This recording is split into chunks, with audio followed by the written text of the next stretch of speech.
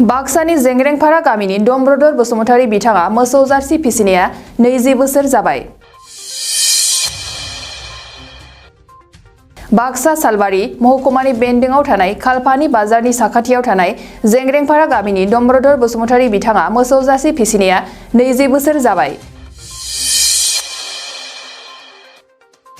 बिथाङा क'क्राझार गोजौ फरायसालिनि लोगो फोरोंगिरि आरो आथिखालनि सालबारि जिल्ला बर' थुनलाइनि आफादगिरि।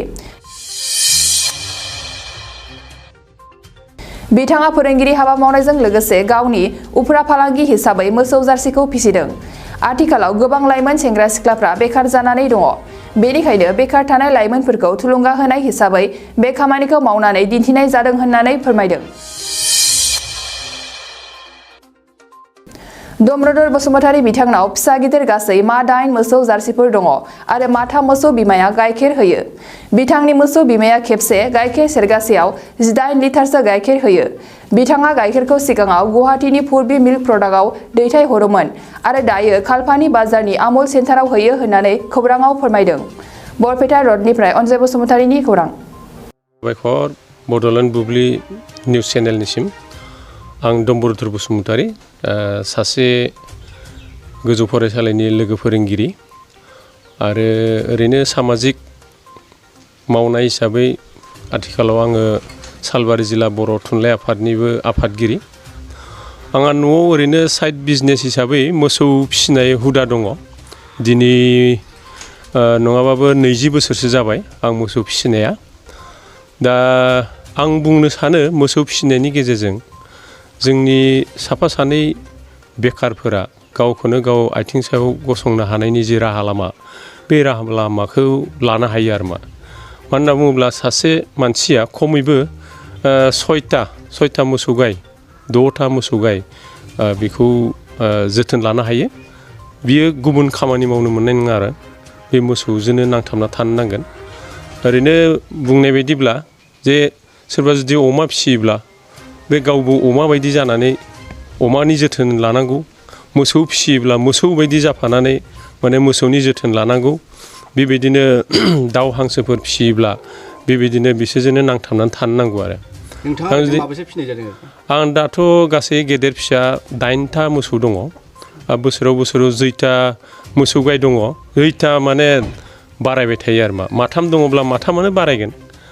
बेयाव हयथ' माब्लाबा दामब्रा फिसा जानो हागौ आरो माब्लाबा गासैबो खाल्ला फिसाबो जानो हागौ, दामब्रे। दा आंनियाथ' सेमोन 3 फिसा जादोंमोन, 3बो दामब्रेमोन। देग्लाय 3आव 2या दामब्रा आरो 1सेया खाल्ला जादों। दा गाइखेराथ' बुंनो थाङोब्ला जोंनिया बे जायफोरनिखि अस्ट्रेलियान, बे अस्ट्रेलियाना आंनिया दासिम हाइस्ट ओरैनो 1सेयानो 18 केजि गाहाम होयो आरो मा सानसेयाव। जों 2 टाइम्स खेबनै फुंनि आरो बेलासिनि गाइखेरखौ सेरो।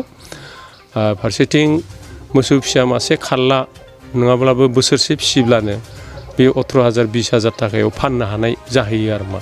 ओरैनो बे गाइखेरखौ बहा साप्लाय हरनाय जायो? गाइखेरा दा आङो सिगां पुरबि गुवाहाटीनि पुरबि जिथुनु गाइखेर मिल्क प्रडाक्ट मोनसे प्राइभेट लिमिटेड दङ ससाइटि, बेयाव हरोमोन। दा आथिखालाव नैबे खाथियावनो खालपानियाव आमुलनि सेन्टार जादों, बे आमुलाव होयो आङो दा। ओरैनो लिटाराव बेसेयाव? लिटार हिसाबैब्ला बेयाव फेटखौ नायो, गाइखेरनि फेटआ मा धरननि बेसेबां पारसेन्ट दङ बे मथै फैयो आरो। दा माब्लाबा मोसौ मासेनि फेटआ दिनै गोबां जादों, गाबोन खमबो जानो हागौ बा बारासिनबो जानो हागौ, बेबायदि जायो। आंनियाथ' मोनसे माब्लाबा फिसा गोरलै मासेया फिसा गोरलै जानायनि सिगां आङो लिटार फायावनो 72 अर्थात 72 गाहामहालागै दाम उथिदोंमोन आरो। ओमफ्राय दा गाइखेर गोरलै ओंखारदेरबाय नालाय 52, 53 बा 55 बा बहाबा 49 ओरैबो ओंखारख्लायफिनो, बेबायदियाव सलायनानै दं आरो मा। जानाय आदारफोरखौ मा होनाय जायो? जानाय आदाराथ' ओरैनो जों इन जेनेरेल गांसोआथ' थानांबाय, जिगाब थानांबाय आरो लोगोसे बेजों माने सुफुंसार आदार हिसाबै जिखिनि जों बाजाराव बायना मोनो दाना दङ। बे कपिलानि दाना दङ, गद्रेजनि बबिनो होननाय दङ। दा बेबायदिनो गुबुन गुबुन दाना दङ। बेनिफ्राय गुमनिफ्राय दिहुननाय जिथु सापर होनना बुङो, बे सापर गुन्दै बेफोरखौ आरो लोगोसे जिहेतु गाइखेर माने केलसियाम नालाय, गासै देहानिफ्राय केलसियाम ओंखारबोयो बेखायनो बेनि सुफुंसार हिसाबै केलसियामबो गेजेर गेजेर दौदेरनो नांगौ आरो फारसेथिं हेभि जाहोनाय जायो नालाय गाइखेर सेरनाय समाव माब्लाबा हयथ' गेस जायो माबा जायो बेफोरनि थाखायबो सम सम नोजोर होनानै मुलिफोर जाहोनो गोनां जायो गेसनि थाखाय दा गेसनि थाखाय जों दासिमहालागै बाहायबाय थायो रुमेन एफएस होननाय मोनसे पाउडार दङ ओमफ्राय आयुर्वेदिक दङ बटिसा होननाय बेफोरबायदि खायसे मुलिफोरखौ रेगुलार सम सम जाहोबाय थाब्लानो उदै दुनाय माबानाय बा गेस जानाय फारसेथिं माने आनडाइजेस्ट जानाय बा बेबायदिनो खहाबि जानाय बेफोरनिफ्राय बारग'नो हायो आरो फारसेथिं फिसा जोनोम जानाय समावबो प्रेगनेन्ट माबानि उनाव जेराव डेलिभारि जायो दा मोसौ गेदेरफोरखौ एसे नोजोर होनो गोनां जायो आरो मावबाय थायोब्ला निजेबो खायसे खामानिखौ रोंलांगौ जायो फारसेथिं माबाफोर प्रब्लेम जायोब्ला लोगो लोगोनो निजेनि डक्टरफोरखौ खबर होनानै लिंना लाबोनाय जायो आरो बेबायदि नङाब्ला माब्लाबा फिसा धेन होनाय समावनो बे आर्टिफिशियेल जेफोरनाखि माने फिसाफोर बेफोरो माने साइजआव गेदेर जाखाबोयो नालाय बेनिखायनो फिसा जोनोम जानाय समाव खायसे प्रब्लेमा नुजाथियो बेफोरनि थाखाय निजेया जुदि प्रेक्टिस गैयाब्ला होमबानिया जों डाक्टरफोरखौ नांगौ समाव नांथारगौ आरो लिंहरनो गोनां जायो डाक्टरनि कन्टेक्ट नाम्बार माबा माबि बेफोरखौ रेडि थाखानांगौ निजे सानै साथाम हयथ' सिनाय जाखानाय बा फैबाय थानाय बिदि डक्टरा थाखाथारनांगौ आरो मोसौ गाय फिसियोब्ला बेखिनियानो दानि जुगावदि किसुमान लाइमोनफोरा माने बाहेरायाव खामानि मावहैयो बेनि सायावदि बेफोरनि समाव मा फोरमायनो सानो नोंथाङा दा हमना ला बाहेरायाव थांनानै खामानि मावहैनायाबो मोनसे खामानि फारसेथिं न'आवनो थानानै न'आव थानाय जिखिनि हा एसे दं बेफोरजोंनो गावनि गाव आथिङाव गसंनो हानाय जि माबाफोर दङ खाबुफोर दङ बे खाबुफोरनि मादाव मोसौ फिसिनायाबो मोनसे दाउ फिसिनायाबो मोनसे अमा फिसिनायाबो मोनसे बेफोरखौ जुदि 1 बिगा बा आधा बिगा बा 2 बिगा हा थानायावनो बेफोर जुदि मावोब्ला निस्सय गोजानाव थाङाब्लासिनो न'आवबो बेबायदि इनकामनि लामाखौ लानो हायो आरो मोसौ फिसिनायाबो मोनसे मोसौ फिसिनाया जुदि मासेयानो जुदि 16 लिटार 18 लिटार बा 20 लिटारहालागै जुदि सानसेयाव गाइखेर होयोब्ला ओमफ्राय मोसौ गाइखेरनि बेसेना जुदि 45निफ्राय 60 सिमहालागै जुदि थायोब्ला होमब्लानिया सासे बेकार मानसिया बा बेबायदिनो गावनि थांना थानायनि जि लामा बे लामाखौ लानो हायो आरो बेबो मोनसे खाबु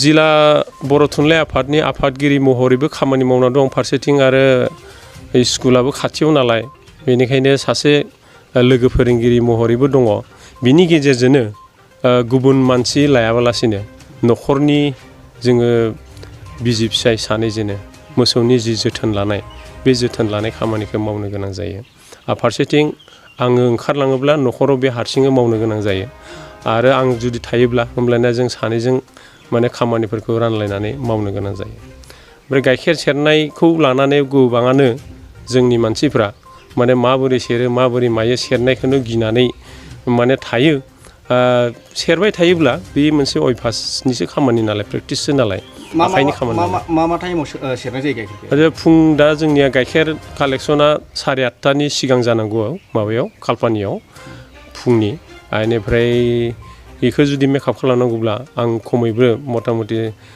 5:30 6टानिफ्रायनो माने मोसौ जोथोन लानाय सुस्रांनाय गोबोर गारनाय गाइखेर सेरनाय बेफोर गासै खामानिखौ मावनो गोनां जायो 8:30नि सिगांनो जोङो गाइखेरखो सेन्टाराव जमा होनांगौ बेनिफ्राय बेलासिनिया जाहैबाय आथिखालाव माने नै दा सानबालावनायखाय 5:30 अर्थात बेलासिनि 5:30 लास्ट टाइम होदों बिनि सिगांनो जों खम 3:30सोनिफ्रायनो मोसौखौ सुस्रांनाय गोबोर गारस्रांनाय बायदिसिना बेफोरखौ खालामनो गोनां जादों बा मा खालामनो गोनां जायो मोनसे बाथ्राखौ फोरमायखानाया गाहाम जों जिहेतु मोसौ जार्सिखौ जाहोनायनि सायाव सोनारनानै खिनाय हासुनाय गोबां जायो नालाय बेनिखायनो फ्ल'रफ्रा पाक्कानि जानाया गाहाम बेनिफ्राय आथिखालाव मा ओंखारदों पाक्कायाव मोसौआ थाबाय थायोब्लाबो माब्लाबा गोजां बोथोराव माने आथिं सानाय माबा सानाय बेफोर हान्थु सानाय बेफोर बेरामफोरा जानो नागिरो आथिखालाव मा ओंखारदों माबानि राबारनि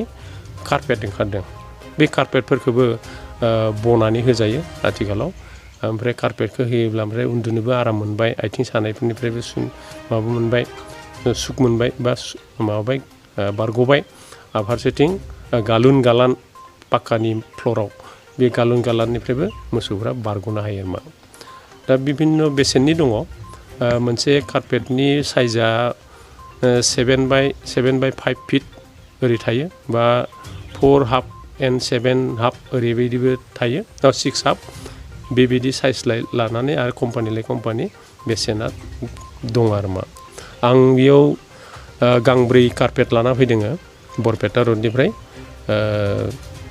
2400 खरि गांसेनि बेसेना लाबोनायजों जाबजों गासैहाय 10,000 बे कार्पेटआव थांदों बे दानि बेखौ बाहायनायनिफ्राय मोसौआ खोब आराम मोनदों आरो बे कार्पेटखौ बाहायनायनिफ्राय बिदि बाहायनांगौ बेनिफ्राय समाज सिबिनाय हिसाबै आंना दा थुनलाइ आफादाव गिदिंनाय दं नालाय बिनि गेजेरजोंबो आख' फाख'नि गेजेरजोंबो आं बे मोनसे न'खरनि जिथुनिखि साइड बिजनेस बे बिजनेसखौ आं गारनो हायाखै आरो मा एसे आख' फाख' जायो माब्लाबा फुङावनो ओंखारलांनो गोनां जायो फारसेथिं गुबुन मानसिखौ आं बाहायनो गोनां जायो सोरबा खाथियाव थानाय मानसिफोरखौ जे आं उमुक बारै सोलाबनाय नङा नों गाइखेर सेरनो फै बा गाइखेरखौ हैना फै बायदिसिना होननानै मालायखौ बाहायनो गोनां जायो आरो मा बेखिनियानो एसे आख' फाख' जायो गोजोनथाव खौरां आसामाव थानाय बयनिख्रुइबो साबसिन सोलोंथाइ होग्रा मिरुफोरनि गेजेराव टेक बुस्टाराबो गंसे क'क्राझार जिल्लानि सिङाव थानाय CST फिसारि मावख'नि साखाथियाव थानाय खारगावआव बे टेक बुस्टारा दङ